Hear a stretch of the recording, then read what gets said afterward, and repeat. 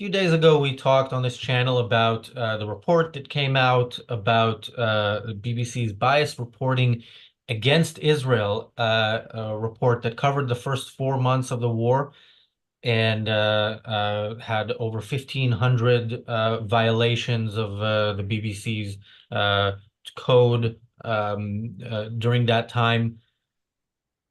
This was covered in the media in the UK, and some people covered it in interesting ways. One channel, Talk TV, which I'm going to ask Marco and Richard. You guys might know better than I do what this channel's political orientation is meant to be. I'm not 100% sure if it's considered right wing or left wing or what exactly it is, but it had a very interesting conversation where they essentially made the case for pro-Palestinian bias in the reporting of the coverage. Yes, that's what the title means for people who didn't understand that. Yeah, I know it's a tough one, but yeah.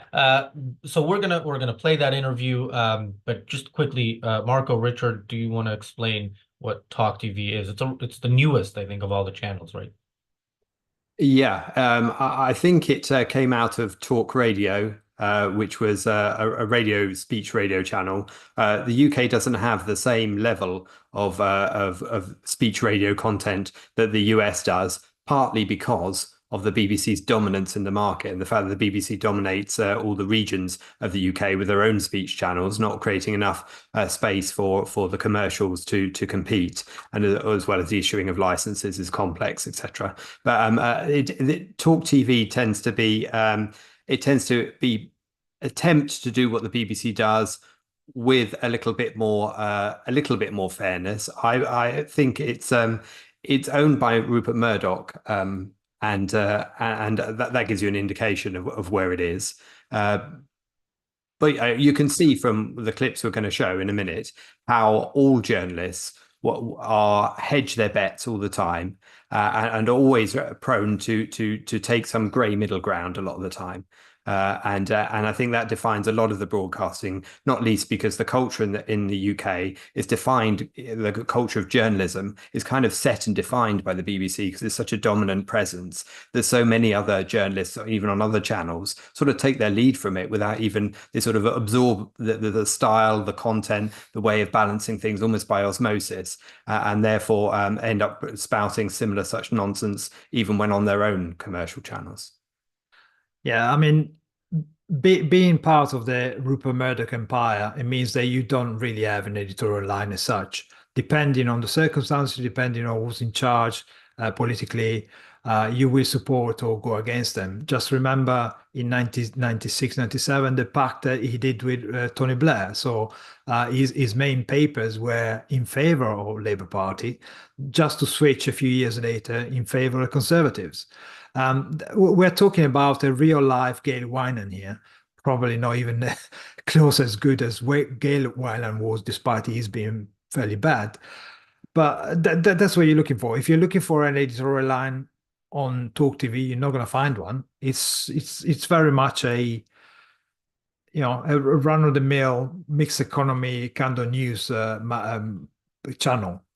What we're gonna see in this particular instance is the guy who's interviewed is a typical example of why I say most of our society is corrupt, because corruption is not only who pays you, but corruption comes from you accepting money from somebody and therefore changing your tune. And you'll see what we mean later on when this guy starts talking. Thank you, PC, for the super chat. PC says BBC is biased, but two-tier Kier likes them. Thanks and welcome back. Sure, it's well, I know what it's like to return to the UK from the US, so hope you're, you're getting reacclimated. Daniel, any thoughts before we play the clip, and then I'll answer Stedman's question, and then we'll start the clip. Well, I really like the Wikipedia site on Talk TV. So it says Talk TV is an opinion-orientated streaming service, which I think describes it pretty well.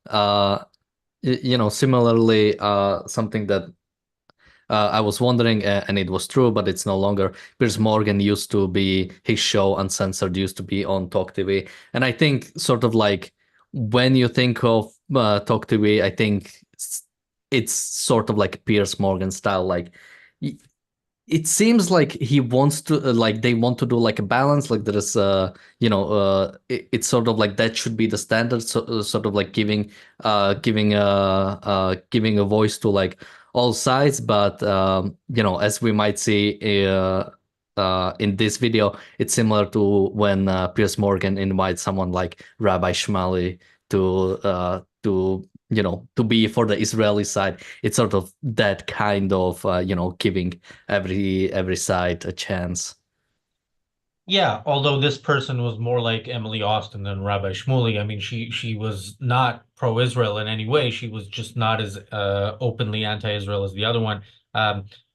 Just quickly, Stedman asked, please give a brief opinion on how the other major media in the UK compare on a political spectrum. How do the major channels in the UK fit on the political spectrum from right to left? I mean, I think GB News is the only one that's considered right-wing, and Talk TV is probably the next one leftwards, and then it's all openly left. Is that fair assessment? Yeah, it's a lefty swamp, with the exception of GB News, which is also not great by many means, but is definitely on the right, and is an alternative. Let's put it that way. Yeah, I think GB News for Stedman is in the US. I think it's like, when you watch MSNBC or CNN and you're like, wow, this left-wing crap, and then you move to Fox News and you're like, oh, okay, look, something different, and then you see what they say, and then you're disappointed once again. So that's kind of the spectrum we have here. All right, speaking of disappointment, let's start playing this video. The BBC, according to a new report, breached guidelines 1,500 times over the Israel-Hamas war. Its own guidelines. This is a report revealing what it calls a deeply worrying pattern of bias against Israel. Authors analysed all sorts of output from the BBC. It was led by a British lawyer called Trevor Asserson, who found Israel was associated with genocide more than 14 times more than Hamas in the corporation's coverage. Yesterday, Danny Cohen, who's a former senior BBC executive, warned there was now an institutional crisis at the national broadcaster, called for an independent inquiry. The Campaign Against Anti-Semitism and the National Jewish Assembly, we'll be talking to them a little bit later on, the National Jewish Assembly, Gary Mond will be on from there. They have said they want an independent review. Ian Austin, Lord Austin, who's a former Labour minister, now independent in the House of Lords, says the BBC has had, in his words, high-handed arrogance for continually dismissing questions over its impartiality. Michael, you worked for the BBC for quite a long time. What do you make of this? Well, I'm not sympathetic to it. I think the BBC has an incredibly difficult job, as indeed do all decent journalists, in covering the Middle East and getting it right and getting the balance right and being fair and so on. And, it's very difficult to know without going through the report and reading the 1,500 instances that they quote. And there are occasions when you hear somebody say something on the BBC and you think, that's gone a bit over the line or whatever. But the BBC has done a brilliant job, actually, in doing the best it can, while Israel won't let any journalists into Gaza to actually report what's going on there. Neither will Hamas. Well, they would have. I think they would have. Well, they have their own journalists, and they also refuse to allow people to verify footage that they put out. But your point is correct. Israel do not allow journalists in there, and that is a huge. Yeah, I don't know if his point is correct, but his point tells us where this is going from the first moment. So he's defending the BBC. He says it's a difficult job to be fair. I don't think that's generally a difficult thing to do, but. Yeah, you're reporting and you want people to know what's going on. You want people to know what's going on, but also, you have limitations in terms of word count on an article or the length of a story on a news broadcast, and you have to pick and choose what you show. So if you pick and choose things that are consistently, look at this poor person whose life was turned upside down, overnight because of an Israeli bombing. You are trying to get people to have a certain opinion that is very clearly anti-Israel, which is very clearly what this former BBC journalist thinks. Richard. Yeah, so that guy on the right-hand side of the screen is Michael Crick, a well-known journalist, been around for many decades and worked for the BBC for a very long time. And he comes across here exactly as anyone who's worked for the BBC for a very long time does. He comes across as a church leader defending his church. Thou dost blaspheme when thou criticise the BBC. That is the line that he is essentially taking, and you notice that sort of pompous, self-righteous defense that trucks no criticism is the way that they approach this. And if you wouldn't see it endlessly through the clips that we're going to show, but when he starts the sentence with the BBC with a big deep voice, it really sounds like he's defending a church, like it's an enormous institution of unimpeachable values, which it absolutely isn't. It's absolutely deaf to criticism, but it treats it as though it's beyond reproach. Yeah, I'll leave it at that to start with. Yeah, we also ought to note that this guy is a long-term Labour Party, i.e. on the left, member. He's been expressing some dodgy views for 45 years with his career, which were always working for either Channel 4, which is another very lefty state funded channel here in Britain. And then after that, he went to the BBC. So his career, if you like, is taxpayer funded for a good reason, because he always follows the line of the left, and the line of the left means to be an anti-Semite, really. Just look what he wrote during the last election in 24, before the election in July, in regard to a pro-Hamas candidate, which was put up by the Labour Party in Chingford and Woodford against Ian Duncan-Smith. She eventually was removed by the Labour Party and replaced with Shama Tatler, who's a Jewish background person.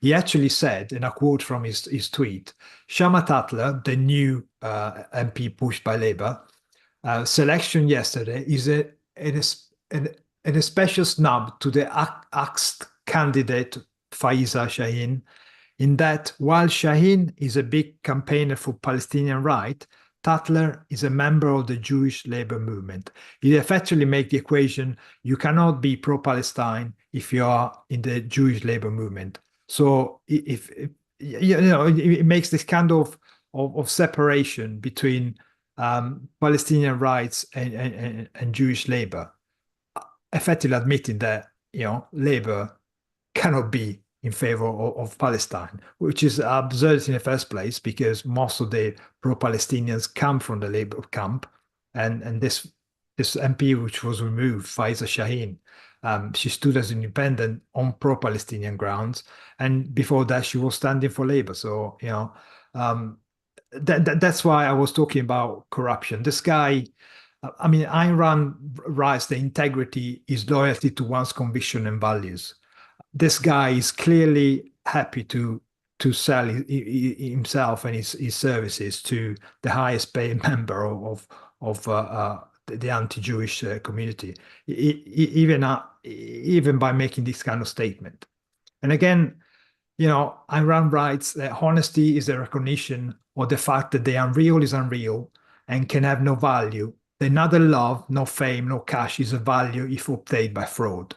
And that's exactly what he's doing. He's effectively ignoring what reality is, what the facts are, because he's pushing aside, he's pushing the left. He's written numerous amount of books criticizing people on the right, on the Conservative Party side, and lately focusing on Nigel Farage. So this man is clearly not honest. He's clearly not trying to be unbiased. And if you really wanted to be honest, you should actually come out straight away and say, I come from this kind of background and this is my opinion. But he's not doing that. He's always trying to look like he's the independent guy, the outside journalist who actually investigates the facts and find out the truth. Couldn't be further away from reality. Yeah, and people like that are usually pretty good at saying Israeli or Zionist, but sometimes they accidentally say Jewish. We hear what they really mean, even though we know it, even when they don't say it. Daniel. Well, I think he was somewhat honest if you read between the lines, because something he has said, and I might be paraphrasing him, but something like BBC has a hard job, especially when it comes to Middle East, it has to ensure neutrality. And I think that's a very telling concept to use when it comes to journalism. Journalists shouldn't be neutral. When you have, if you had the reporting during World War II, you don't do neutral reporting when it comes to Nazis and the Allies. What you should try to do is objective reporting, which means, yes, even the good guys can do bad things, and we should report on that because, it is the job of journalists, it is the job of news people to basically hold even their own government accountable. That's a job that is right to do. It is right for journalists to do. But again, focusing on the fact of neutrality specifically, again, that as if, Israel and the Palestinians or Hamas or whoever you want to compare specifically are these sort of like neutral parties, like, we are blind and we just look at these two things and we are going to act neutrally. So if Hamas attacks Israel on October 7, okay, they've killed 1,200 people, and that's a neutral fact. This is what they did. And when Israel bombed in response, or don't even mention response, when Israel later bombed, something in Gaza or a building, some facility or something, they've killed this amount of people. And if it's more, then it's bad. If it's less, then it's less bad. But this is basically the neutral reporting. And no, it shouldn't be. It shouldn't be like this. You should try to basically give context. Like, okay, what does it actually mean? Oftentimes, they use the numbers that Hamas gives as this. This is what we have. So this is with no context, with no context that Hamas in fact lies about the numbers, with no context that Hamas is straight up just making up the numbers. Again, no explanation what the numbers mean. The fact that the number also includes basically terrorists, because Hamas doesn't separate between civilians and militants. It just gives a number, and this is just the people we believe died, and that's it. And again, this sort of neutral reporting, I think, is problematic and should be something criticized. And the fact that he straight up can say BBC is trying to do neutral reporting, and this is accepted as okay, yeah, that's what journalism should be. Well, no, it should be objective. You should actually look behind what are you actually reporting and what are the sources and how can we weigh them against each other. But that's exactly part of the problem. By saying I am a BBC journalist, they use the weight of the corporation, the 100-year-old history of the corporation, which used to be, first of all, the only outlet for news out there, but it used to be objective, used to be uphold a certain standard of journalism. And this guy is hiding behind it, because nowadays, if you say BBC, you effectively say I'm an objective person. I take sides, and that's why he's dishonest. Because in this day and age, the BBC is paid by all of us, is taxpayer funded, so they cannot afford to have a line. They cannot afford to have a political leaning. Yet they still pretend that they don't. And this guy should actually come out in the clear and say, well, I'm leaning towards a certain direction, but, and then make his position. And that's exactly what he's trying. He's hiding behind the reputation of the BBC to pretend he's not a left-leaning twerp.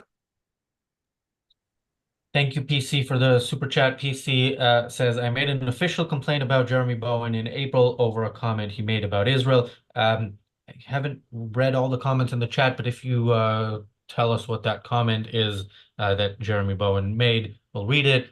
Generally speaking, I'm not surprised that he he made an anti-Israel comment. I'd be surprised if he didn't. All right, let's play more of the clip. Own journalists, and they also refuse to allow people to verify footage that they put out. But your point is correct. Israel do not allow journalists in there, and that is a huge mistake. I think. Also, the BBC has been brilliant over the last few months at reporting the appalling things that are also going on in the West Bank. People just going in there, seizing the Palestinians' land, attacking them, killing them in some cases. The Israeli authorities show incredible reluctance to do anything about it. Israel is doing some... Israel... I used to be a huge supporter of Israel as the one liberal democracy in the Middle East. I'm afraid under the Netanyahu regime, and there are hundreds of thousands, probably millions of Israelis who are deeply concerned about this as well. It has gone way beyond the common decency, human rights, and the idea of being able to resolve the Middle East problems through a two-state solution every day that passes makes that more and more unlikely. And I think... All right, okay. I used to be a huge supporter of Israel as the only liberal democracy in the Middle East, but the Netanyahu regime, has gone beyond decency and human rights and whatever else he said there. Again, we have criticisms of Netanyahu's leadership, and policies, including mostly on the war, but some internal policies as well. But to suggest that anything Netanyahu has done or is talking about doing is anywhere near all the other countries in the Middle East in terms of violations of human rights, and decency, it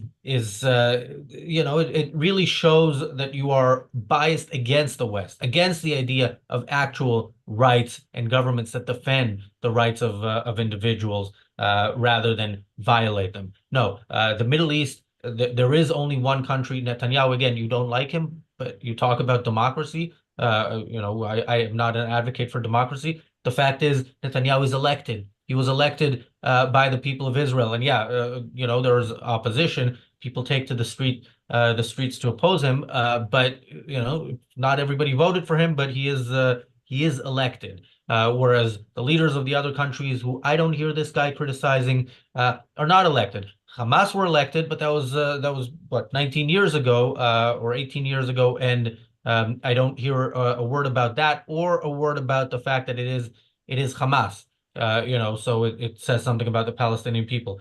So this guy was never, I do not buy that he was ever a supporter of Israel, and his explanation of why he's no longer a supporter of Israel proves that. Richard. I just want to say a quick comment about the complaints procedure in the BBC in relation to what was raised in the chat there, because it's a self-regulated initial complaints procedure, which is Kafkaesque. And has its own appeals and stuff, but is designed to wear down anyone who complains. And all you are ever going to receive when you complain to the BBC about any programme on just about any issue is a smug, dismissive letter, which basically says, "I'm sorry you feel that way," and that is virtually, word for word what they're going to say. And even after, for those people who have the drive to go through the whole complaints procedure and then take it all the way to Ofcom, the ombudsman, is still not going to get you anywhere, because Ofcom consider that the BBC has an in-depth complaints procedure and that nothing that reaches them is going to be criticised. So it's incredibly rare. Just on this particular clip that we saw, I think the point that Michael Crick is making here is the BBC has been brilliant at anti-Israel reports. That's what he's saying, which fits entirely with the report that this entire piece is supposed to be covering. His aim, his statement that the BBC is brilliant is, yes, it's brilliant at taking an anti-Israel line. if you consider that brilliance. Yeah, I mean, this guy talk about not recognizing reality. This guy is saying the BBC has been brilliant at reporting stuff from the West Bank. Really, since October the 7th, 23, there's been approximately 3,100 Palestinian attacks on Israeli emanating from Judea and Samaria. Do you think the BBC has made 3,100 reports about it? Do you really think that every time an Israeli is attacked, either knifed or hit by a car or blown up at a checkpoint, the BBC reports that? No, of course not, because you don't want to make your side look bad. You don't want to show the Palestinians for what they are, a bunch of genocidal maniacs. And of course, every time Israel does something in self-defense, hitting usually a school or a hospital or a location where Hamas terrorists are hiding, they're the bad guys. And this is consistent. I mean, it's not like even happens once or twice. Just look at the reportage in the last year and you'll see what the truth is. And to say that BBC has done a fantastic job and it's been the best it can, come out of it. I just quickly want to say for members at the Reardon Medal, Midas Mulligan, and YouTube members at the Inner Circle level, there is no session today of the course on the Constitution. James has had a busy week, but there will be 2 of them next week. So there will be one on Tuesday and then the regularly scheduled one on Thursday to make up for the one we were missing this week. PC says that what Jeremy Bowen said is, there is something deep in Israel's DNA, that's quite the comment. Yeah, well, luckily for him, he did say Israel, so it's we can't possibly assume that he means anything to do with Jews. Daniel. Again, I think it's really revealing everything he says. The fact that he mentioned that he did support Israel in the past, but not now, and I'm trying to think like what has really changed. So, for example, he brought up the West Bank reporting and what's going on with the settlements. So the expansion of the settlements, or the fact that settlements are being built, or people are coming there, this has been happening from 67. That's just a fact. Settlements have been being built, and UN has said it was illegal pretty much since the start. So nothing has changed in this fact. Nothing unique has happened in that. Again, and this was maybe he just dislikes the sort of like Likud or Netanyahu sort of right-wing twist on that. But again, the settlement expansion is sort of like a bipartisan issue, or at least was. It was started by the labor again. So I'm trying to find really hard what it is that he finds different now, besides the fact that Israel is actually defending itself now. The fact that Israel and the same with he says that there is the settlement violence.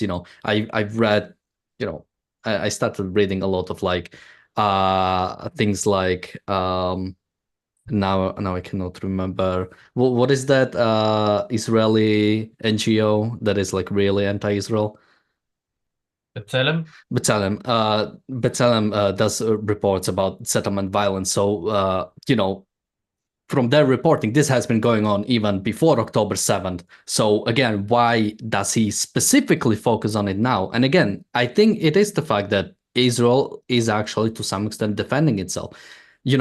Now is Israel defending itself. So let's quickly report on everything bad we think Israel does. So, the fact that now Israel has a chance to basically get rid of Hamas and get rid of one of the factions that is trying to destroy Israel completely and completely wipe it off the map. Let's actually attack Israel in any way we can so it cannot do it. I'm trying to find a different explanation, but it's really hard to find the reason why specifically now he's so focused and is saying how BBC is doing great reporting on the fact that it's reporting on everything bad Israel is doing. I think one of the things that have changed in 2024 it's become socially acceptable to support Hamas, socially acceptable to support Islamic Jihad, like there is another kind of jihad, which has Islamic origin. And of course, it's become socially acceptable to be anti-Semitic. And we see it every day, every weekend in the streets of London. We see in the campuses in university. So that's why these kind of cowards that previously were hiding behind the veneer of credibility now are coming out as open anti-Semitic and proud of it. Yeah, we have somebody in the chat who I don't think I've ever seen before, but I see there's some discussion and I haven't read all of it, but in response to Loresetto, they say, I passed the test. I support the people who suffer in Gaza, not Hamas or any other party. First of all, glad to know you support the hostages, and one way to bring an end to their suffering is to defeat the Palestinian people, who are the reason that Hamas has been able to exist for so long, the reason Hamas has been able to carry out the attacks. They participated in the attacks. They were out on the streets celebrating the attacks. They are involved in participating in holding and hiding the hostages. And the one thing they're not involved in is any type of action against the murderers of Hamas to remove them from power and bring an end to the war. So yeah, there are people suffering in Gaza. They are Israelis. Their suffering should end as quickly as possible by defeating the Palestinian cause and the Palestinian people. WUB says, yeah, just quickly on that topic, because many news sources are quick to jump on whenever we hear, Gazan stands up to Hamas, speaks out against Hamas. The person doing that is usually very much beat up during that, or we don't even hear from him after that. But whenever we've covered, I think almost every time we hear that story, the fact that someone in Gaza is standing up. And one thing you always notice when that happens is they're always alone. It's always one person standing up somewhere, and it's even rarer that we hear him even mention Israel. It's usually, we just don't like the conditions we are living in now because of Hamas. But there is no actual self-reflection of what did this bring. And again, there is no mass revolt against Hamas. If there was, it would be great to see. I would gladly support it.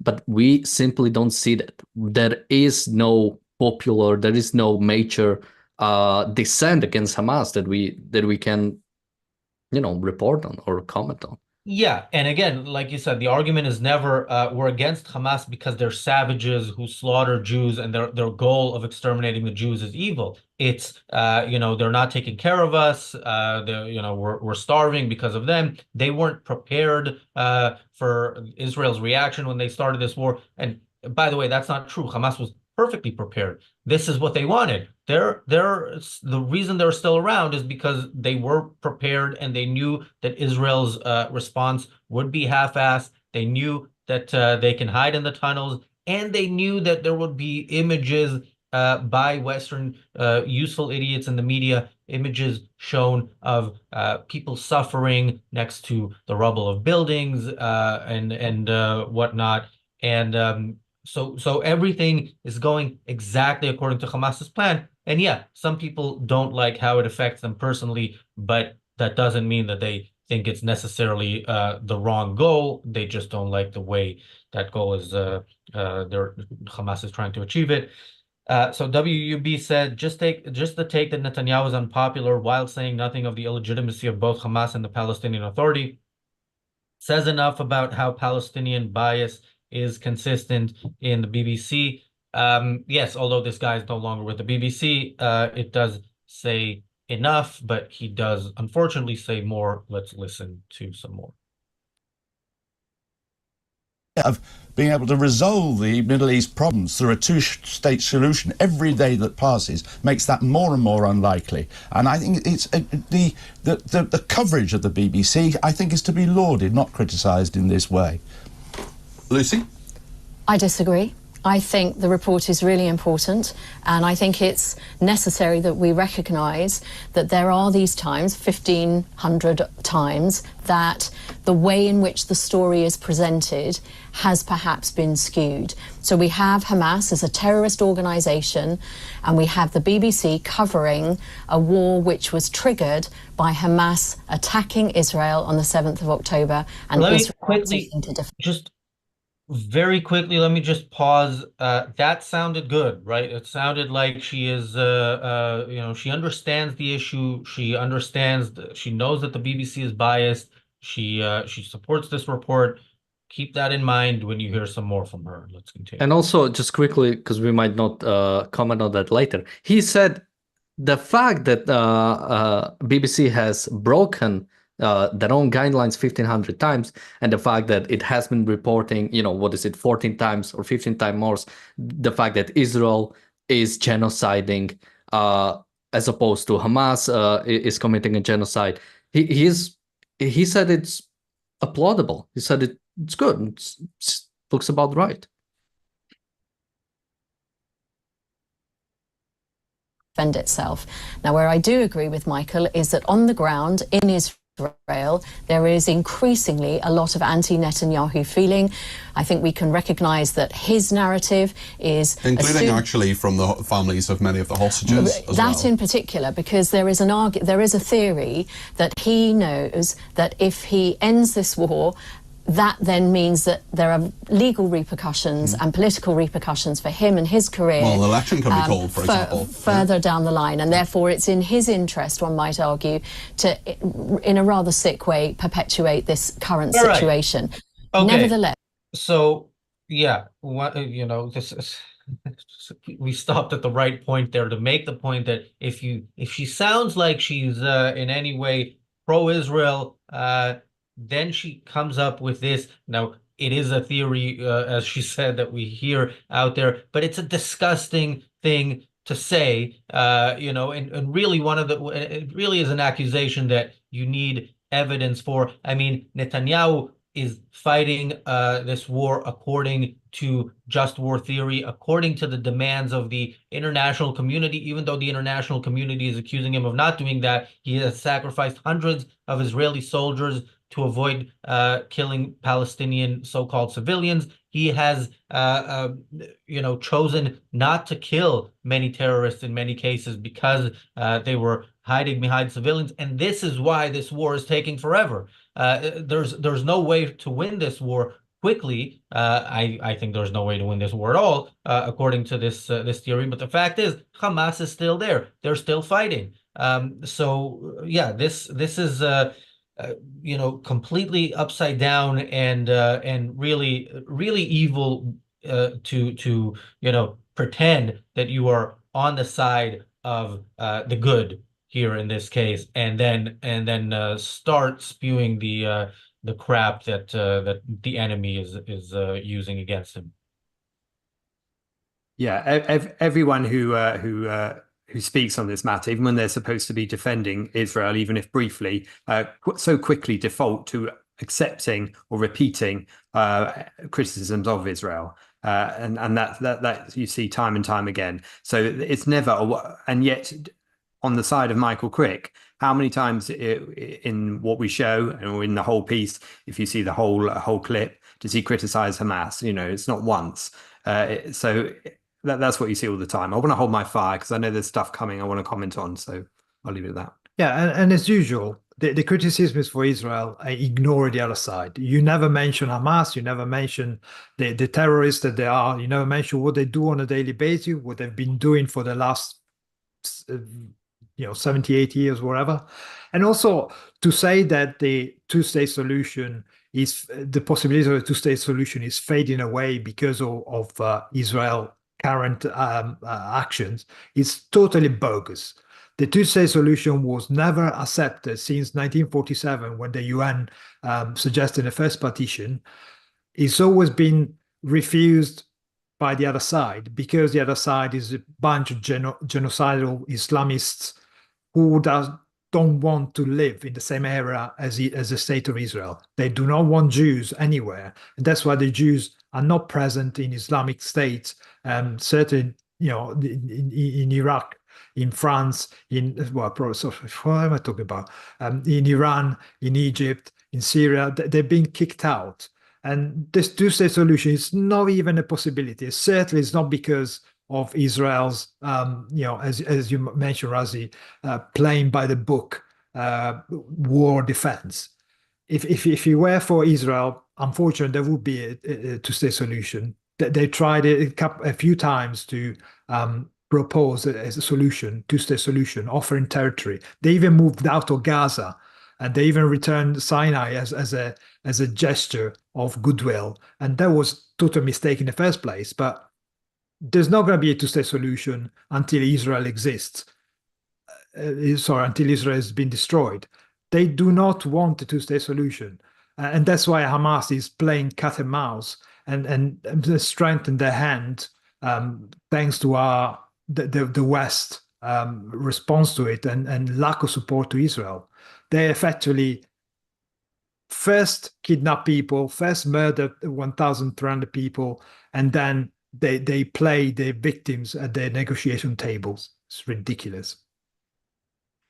I want to quickly address something that the pro-Hamas, but pro-Hamas lowlife who claims he's not pro-Hamas in the chat asks, because I want to point this out in how these people, the pro-Hamas people, try to speak in terms that decent human beings would speak, and even though they know without a doubt that they're not decent human beings. So he asks, do you consider Palestinian Arabs to be human beings? This is like a gotcha question, because obviously if you're on the side of Israel, then you're evil and you think Palestinians aren't humans. The thing is, the pro-Palestinian side doesn't see the Palestinians as humans. They don't listen to Palestinians. The thing with human beings is human beings have free will. Even when you grow up in a society like Palestinian society, which is so uniform in its thinking, at least when it comes to what the national mission is, they do have free will, and they have made the choice, and their choice is war. War so long as Israel exists. So long as there are Jews, there will be war. That is what these human beings have chosen to say and to act on, which is why anybody who wants to treat them as human beings should say, okay, there is war. War, only one side needs for there to want for there to be a war, for there to be a war. And one side has decided that that's what's going to be. So what's left is for Israel to accept that and to fight back. And fighting back means defeating the Palestinian people, the Palestinian humans who have chosen the side of war. And yeah, person in the chat, you are a human being as well, but you are not a decent human being because you support the Palestinians, the savages who are fighting against civilized people for being civilized. Daniel, do you want to add something? And then we'll go to another clip. We're not going to get through the whole thing because we like to hear ourselves talk more than we like to hear Michael Crick talk, but we'll get to a bit more. Daniel. Yeah, I mean, what you said, the question, are they human beings? They are in the sense that everyone is. They are, what is the main thing about humans? It's volition. It's the fact that we have free will and we can choose to focus on minds and choose what do we want to support, what do we want to do with our lives. And many Palestinians have chosen by their actions and by their support of Hamas that they want to be savages. They want their lives to basically just revolve around killing Israelis, and they will be dealt with accordingly because Israelis also have free will and they can choose if they wanted to actually defend themselves fully, but at least from what we've seen, at least partially defend themselves. And we've seen what it means in this case. And we, also the Palestinians have discovered, the fact that when you do things are going to be done to you in response. But I also wanted to quickly comment on, because the other lady, I don't remember her name, was from the clip, was talking about the fact that there are protests against Netanyahu. And yeah, that's right, that there are, because Israel is a free society. You can protest against your government. You can protest about the actions of your government. The fact is that protesters are not some sort of, just because there are some protesters now, they decide the fate of the nation. Likud is still leading in the polls. So there are people, there are more people, although the coalition in itself, I believe, is actually losing when it comes to polls. But the fact is, the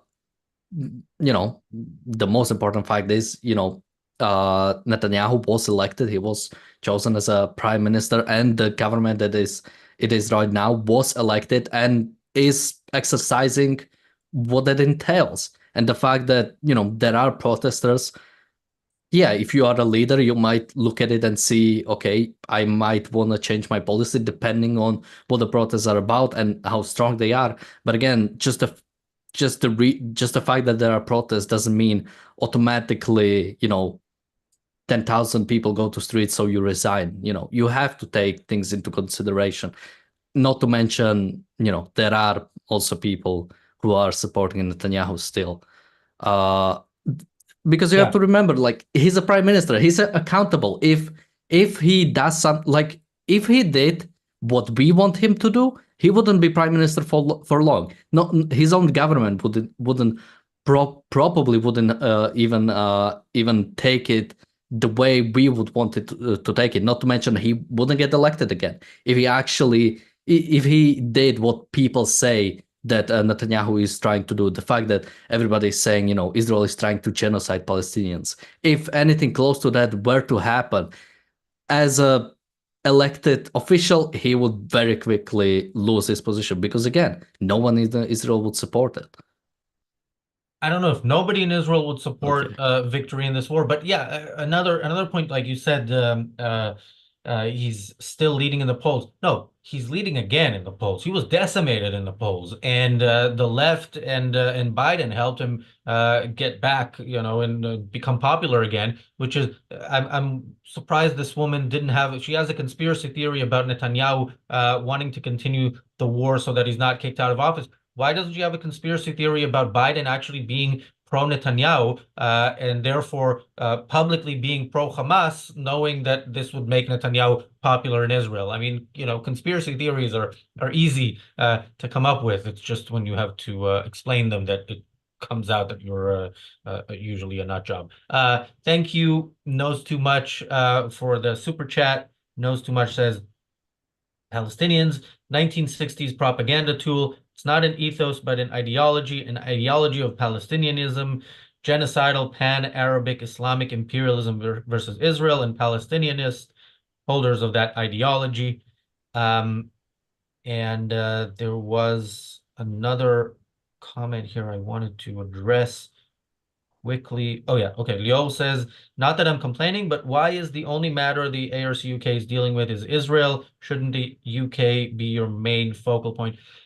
No, I mean, first of all, our audience is an international audience. I think, I don't know what the current figure is for the UK, but something like 1 of 8 viewers is from the UK. It's not the Less. millions that we want. What is it?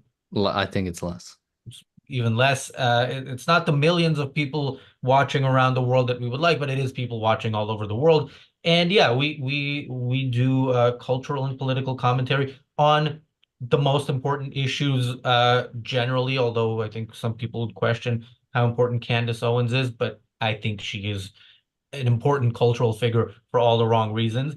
And so yeah, we that's what we focus on, and I don't think there's anything more important and urgent in the world right now than the war. And if you look at how things have progressed, the pro-Israel side around the world has kind of given up, whereas the pro-Hamas side has not given up. That is the side that is unfortunately more principled, whereas the pro-Israel side isn't principled enough. We try to be the exception to that rule. And yeah, this look, on October 7th, October 8th, I would have been, wouldn't call it optimistic, but I would have assumed that we would not be talking about this 11 months later. Now, if you ask me what's going to be the main topic in 11 months, I wouldn't be shocked if this is still it. All right, some more of the lovely people from Talk TV, and I guess we have time for one more clip. So let's let it play for a couple of minutes and then take notes on whatever we want to comment on. Yes, the BBC has one job. It just has one job, which is to present the facts in an impartial way. Around the world, globally, other news organisations look to the BBC as the arbiter of the way in which it is done, the actual benchmark in terms of unbiased reporting. And there are a couple of people who are singled out, a couple of segments of the BBC that are singled out, like the Arab channel, the Arabic BBC channel. Arabic, yeah. But also there are references in this particular article to individuals like Jeremy Bowen or Lise Doucette. So he's the international editor and she is the BBC's chief international correspondent. So very senior people who have been reporting on this for a long time. That's right. They're senior people, but they're also very, very, they have their own experiences of that region. Yeah. They know the region really well, but they've also had their own experiences. And the report is basically saying that their biases are coming through.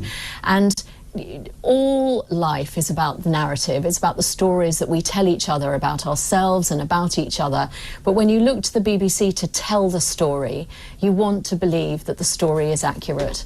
And at the moment, this report is suggesting that it is simply not accurate. Well, Jeremy Bowen and Lise Doucette are two of the greatest reporters this country has right now. And what they're saying about the Middle East is based hugely on their experiences of not only of life in Israel, but life in the West Bank and in Gaza when they could get in there. And that is, we have to respect that fact. But and one the thing they great don't thing do- about the BBC is that unlike our politics, that the Palestinians are getting a voice. And we have a politics right now where hardly anybody is willing to stand up. Who in the House of Commons right now stands up for the Palestinian cause? Jeremy Corbyn and 4 other MPs. Exactly. And on the streets, Richard on the Bergen, streets. John McDonnell. There are lots so of- many people in this country. The streets of London were within our gridlocked around me. within our politics, it's become incredibly skewed against the Palestinians and pro-Israel. And But that's I think we ought to partly because laud the fact that Hamas- the BBC is explaining some of the appalling injustices, the ways in which the Israelis just march into the West Bank, take over people's land, burn their properties down, expel them, and the authorities do nothing about it. We also But need to one thing- recognise that Hamas are also doing the people of Palestine a huge disservice. I think that has become clear in numerous BBC reports over the But they don't last call them year. terrorists. Would you, if you were reporting for the BBC? But the would you call trouble them is, terrorists? there are acts of terrorism. If you're going to be strict about this use of the word terrorism, then there are individual acts of terrorism going on in the West Bank by Israelis against Palestinians. Would you call Hamas terrorists? The trouble is with the use of the word terrorist, and we had the same problem when we used to have to report Northern Ireland, is that you end up saying, well, what about so-and-so? Are they terrorists? Are they terrorists? But What why about can't what they the just government name it? does here? Why What about can't they when... just Where's the name it? ambiguity with Hamas? Where's the ambiguity with them being terrorists? Well, because then you have to look at individual acts committed by Israel and describe those as terrorist.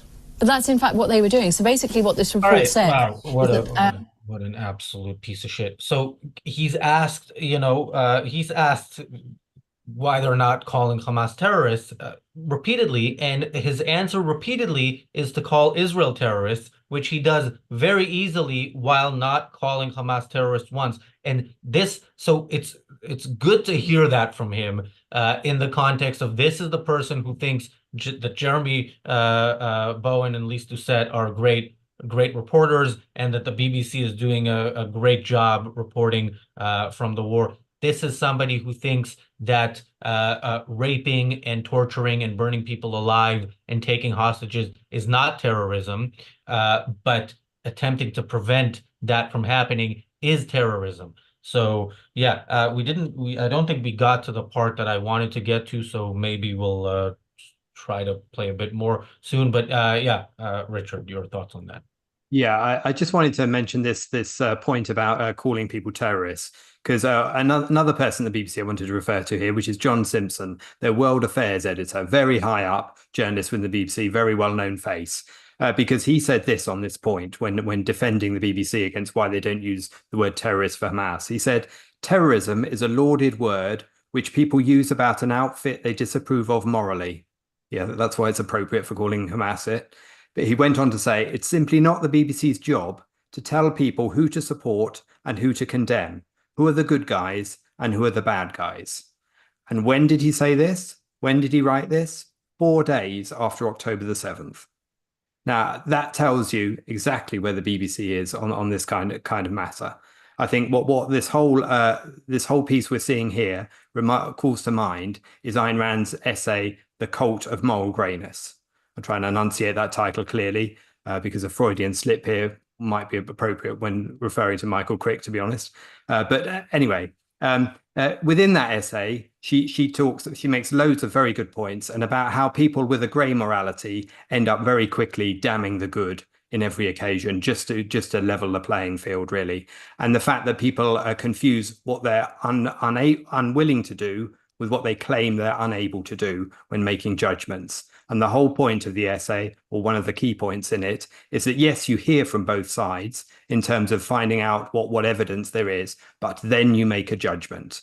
And what the guy here is doing is making a judgment against Israel. And what any objective person will be doing in this case would be making a judgment in favor of Israel and obviously against the barbarity of Hamas.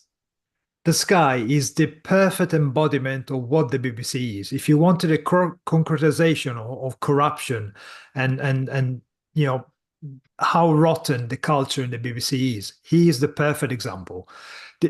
He totally evades reality. He pretends to be on one side while slugging the other. So he knows perfectly well that he's selling his own soul for the cause he wants to push. And he would never condemn the BBC for being the corrupt establishment which it is, because it's as corrupt as they are. He's part of it. He's helped create this kind of moral nothingness, this gloopy piece of evil that we are forced to fund thanks to the mixed economy and the state being involved. Just quickly, thank you, Knows Too Much, for another super chat. Knows Too Much asks, did you understand the point in my previous super chat? Palestinians, in quotation marks, invented in the 1960s, aren't some ethnic people group as people think, but an ideology. Yeah, I understood that, but anybody else who didn't, that explanation clarifies it further, and I completely agree. That's true, but that doesn't even matter one way or the other. Like I don't care. I care what they're about, and what they're about. If this was an ideology that was a positive one, then great. But yeah, it is an ideology of mass murder, the mass murder of Jews. That is the goal of this ideology, which is why it's called Palestinians. They want the land referred to as Palestine, and they want it free of Jews, and they are acting towards that goal. Yeah, and the people who support them without knowing that, ignorance is not an excuse in this case. This is what you are on the side of.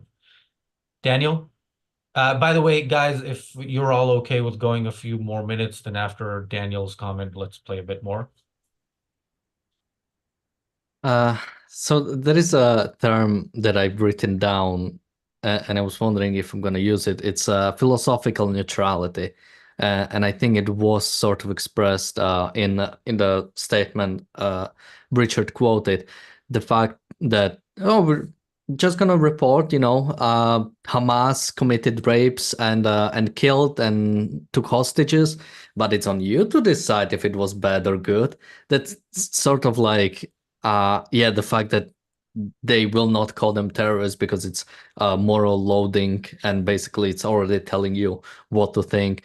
Someone in the chat mentioned it, that Hamas is a designated terrorist organization even by the UK government. So that would be a simple getaway. But yeah, the fact that you're trying so hard to not portray Hamas as evil or the Palestinians as evil, just for the purpose of sort of not giving people, not trying to invoke to people what to think about them. I mean, again, how can you report? Can you report on like Holocaust like that? Can you report on like Holodomor like that? Or, you know, the Great Leap Forward by Mao? Like, oh yeah, this is what happened, and you know, you decide what has happened. Again, it seems like such a resignation of you know, having any sorts of like morality, basically. Yeah, or any individual act from October 7th, take any of those, you know, place them in London, a rape, a murder, you know, somebody burns somebody alive. Are you going to report on it without saying, look, you know, yeah, you know, this person didn't think they should be burned alive, but this person did. Who am I to judge?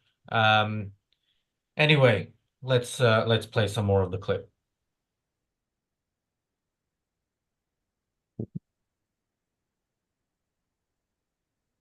It found that the BBC's coverage found that they were reporting what Israel was doing and reporting it as a war crime 4 times more than they were doing that for Hamas. Yeah, but they didn't use what we've just discussed is the use of the word terrorist, and they don't. I don't think you'll find there may be. I don't know. I've not read the report. Nor have you. No, I haven't.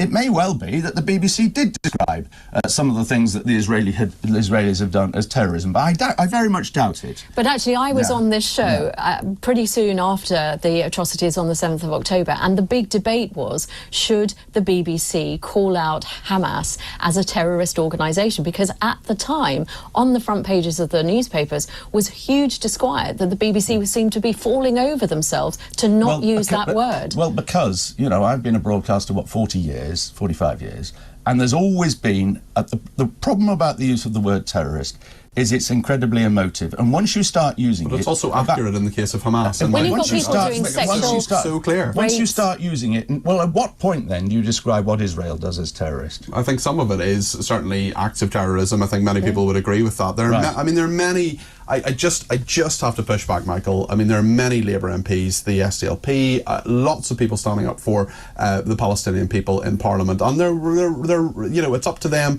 in order to do so. But I mean, the BBC had to be told by a former government official that actually to stop saying that the death toll in Gaza, for example, was 40,000, because that is, you know, that is probably a version of the truth, but nonetheless it comes from Hamas, and they keep saying the health ministry says this. There are little things. Well, it's the only figure we have to go on. The Israeli government have never calculated the figure, have they? Have you ever seen the Israeli government say, well, we reckon that our actions have now resulted in the deaths of 15,000 It's fine to say that Hamas have given us, well, it's fine to say that, you know, this is according to Hamas. This has not been independently verified. You're a journalist of great standing. You wouldn't trust Wikipedia. Why would you trust what Hamas say? Well, because I would. The BBC does always question. Frequently, maybe not always. Frequently does point out that this is a figure that comes from the Hamas health ministry. But it's what else have we got to go on? I mean, do you not use a figure at all, Peter? Well, I think what you do is you say that this was the reason why we went longer than usual at that point. But yeah, I did forget that in the previous part he said nobody is supporting the Palestinians, nobody in Parliament, nobody. I mean, and you see point after point, the other person on the panel and the anchor concede every point to this pro-Hamas mouthpiece. But yeah, this. What are you going to do? Not report any figure? Yeah. If you don't have the figures, you don't report a figure. You don't know the numbers.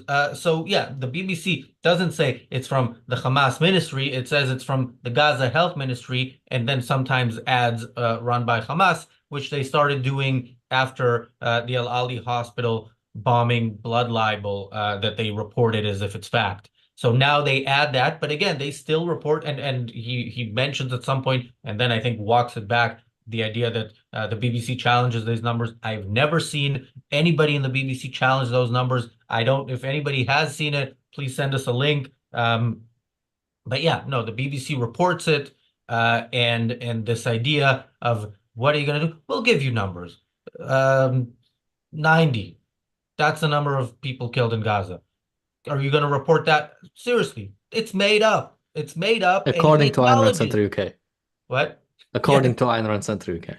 Yeah. And the Razi run Ayn Rand Center UK says it's 90 people. Come on, you're acknowledging that it's made up, and you're saying, you know what this reminds me of? I mean, I can say it pretty well, but you know who said it better? Daniel, roll the clip. Tom, I'm currently 10 miles outside of Beaverton, unable to get inside the town proper. We do not have any reports of fatalities yet, but we believe that the death toll may be in the hundreds of millions. Beaverton has only a population of about 8,000, Tom, so this would be quite devastating. Any word on how the survivors in the town are doing, Mitch? We're not sure what exactly is going on inside the town of Beaverton, Tom, but we're reporting that there's looting, raping, and yes, even acts of cannibalism. My God, you've actually seen people looting, raping, and eating each other. No, we haven't actually seen it, Tom. We're just reporting it.